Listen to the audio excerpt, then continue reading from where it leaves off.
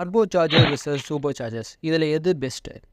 First turbo சார்ஜர்னால் எப்படி work ஆகும்? Exhaust கேஸை டர்போ யூனிட்குள்ளே போய் டர்பைன் ரொட்டேட் பண்ணும்போது ஆப்போசிட்டில் இருக்க டர்பைன் கம்ப்ரஸர் ஆக்ட் ஆகி அது வந்து இன்லெட் ஏராக வந்து நம்மளுக்கு இன்ஜினுக்கு சென்ட் பண்ணும். அதோட பெனிஃபிட் வந்து ஒரு ஹையரான ஆர்பிஎம்மில் நல்ல ஒரு பவர் உங்களுக்கு தரும், பெட்டரான ஃபியூல் எஃபிஷியன்சி உங்களுக்கு வரும். அதே டாபாக் பொறுத்த வரைக்கும் டர்போ லேக் இருக்கும், ஒரு இன்ஸ்டாலேஷனும் கொஞ்சம் காம்ப்ளெக்சிட்டியாக இருக்கும். அதே சூப்பர் சார்ஜர்ஸ் எப்படி ஒர்க் ஆகுதுன்னா இன்ஜின் கிராங்க்ஷாஃப்ட் புள்ளி மூலிமா கனெக்ட் பண்ணியிருப்பாங்க. அது ஒரு கம்ப்ரஸர் ஆக்ட் ஆகி வெளியே இருக்க ஏரை சக் பண்ணி உங்களுக்கு வந்து இன்ஜினுக்கு சென்ட் பண்ணும். இதோட பெனிஃபிட் வந்து இமிடியேட் பவர் வந்து உங்களுக்கு டெலிவரி கிடைக்கும், எந்த ஒரு லேகும் ஆகாது.